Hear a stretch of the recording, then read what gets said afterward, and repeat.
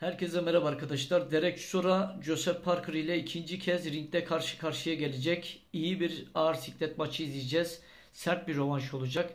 Derek Chisora, Joseph Parker'la yaptığı ilk maçta bu maçı aldığına çok inanmıştı. İsminin anons edilmesini beklerken Joseph Parker'ın isminin anons edilmesi Derek Chisora'yı çok kızdırmış ve ardından Derek Chisora da ringi terk etmişti. Ve hemen ardından Joseph Parker'la ikinci maçı istedi, rövanşı istedi Derek Chisora ve şu anda da bu maç gerçekleşecek. Doğrusunu söylemek gerekirse bu maç ilk maçtan daha sert geçecek. Derek Chisora çok fazla pres yapacak. Rakibini indirmek için, yenmek için elinden geleni yapacak. Doğrusunu söylemek gerekirse bu maçta knockout olabilir iki boksörden birisi. Rövanşlar hep böyledir. Genelde sert geçer. Tabi Joseph Parker da Derek Chisora karşısında ikinci bir zafer elde etmek için elinden gelen her şeyi yapacak. Derek Chisora ile Joseph Parker'ın boks geçmişine baktığımızda Derek Chisora'nın 43 maçı var. 32 galibiyeti var. 23 knockout'u var.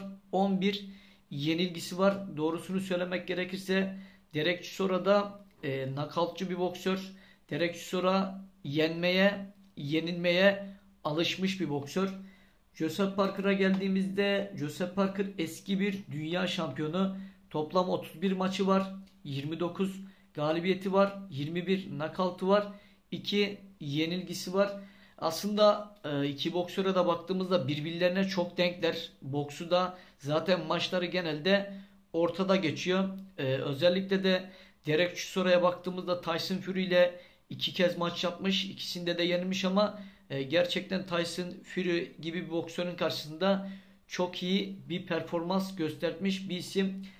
Yine birçok önemli boksörle maç yaptı. Derek Chisora özellikle de Alexander Usyk'le şu anki yaptığı maçlara baktığımızda en iyi dövüşen boksörlerden bir tanesi de Derek Chisora diyebiliriz. Çünkü Derek Chisora Alexander Usyk'in sevmediği boksu yapıyor. Derek Chisora'da geri yok. Sürekli pres yapan bir isim. Bu yüzden de çoğu rakibini Derek Chisora bozuyor. Derek Chisora sert bir isim. Güçlü yumrukları var. Ve zaman zaman da rakiplerini yumruklarla ezdiğini görebiliyoruz. Joseph Parker'a gelince Joseph Parker aslında kötü bir boksör değil. Sol direklerini, sol kroşesini, sağ direğini çok iyi vurabilen bir isim. Özellikle ikili, üçlü, dörtlü yumruklarını, kombinelerini çok iyi vuruyor. Joseph Parker kontrollü boks yapan, vurduğu yeri gören, akıllı boks yapan bir isim. Ama zaman zaman çok disiplinsiz. Joseph Parker disiplin de elinde olsa aslında Joseph Parker da boks ringlerinde iyi işler yapacak hızlı bir isim. Derek Chisora, Joseph Parker'la yaptığı maçlara genel olarak baktığımızda özellikle de Derek Chisora'nın en meşhur yumrukları zaten belli. Sol kroşelerini bir de yatarak sağ kroşesini vuruyor. En iyi vurduğu yumruk bu. Bazen de sol aparkat, sol kroşesini iyi vurabilen bir isim Derek Chisora. Joseph Parker da sol direklerini çok hızlı vuruyor. Rakibine gerçekten çok etkiliyor bu yumrukları. Rakibi nasıl söyleyeyim, bu yumruklar karşısında defans yapamıyor zaman zaman. Ama şu bir gerçek. Joseph Parker bazı maçlarda çok disiplinli. Mesela Derek Chisora ile yaptığı maçta çok disiplinli. Ama Alexander Usyk ile yaptığı maçta disiplinsizdi. Bu yüzden de knockout oldu. Bu maçlarda genel olarak iki boksöre de baktığımızda aslında ikisi de boks ringlerinde tecrübeli isimler, önemli isimlerle ikisi de maç yaptı ama hepsinin genel olarak baktığımızda Derek Chisora çoğu boksör arasında tehlikeli isimlerden bir tanesi diyebiliriz. Korkusuz bir boksör.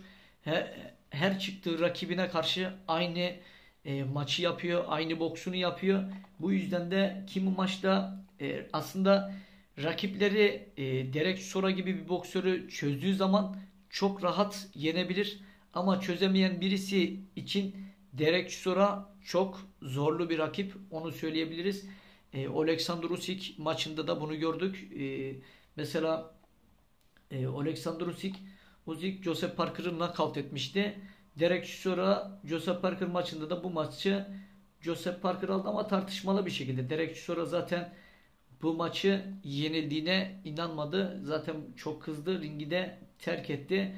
Ama bu kez rövanşı almak için Derek Chisora çok daha sert ringde olacak. Hep birlikte bu maçı izleyeceğiz.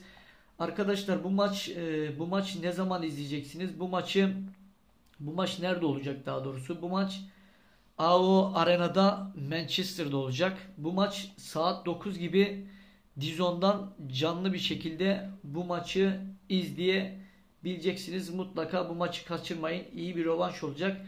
Özellikle de Derek Chisora için bu maç çok önemli. Rövanş almak için Derek Chisora elinden geleni yapacak.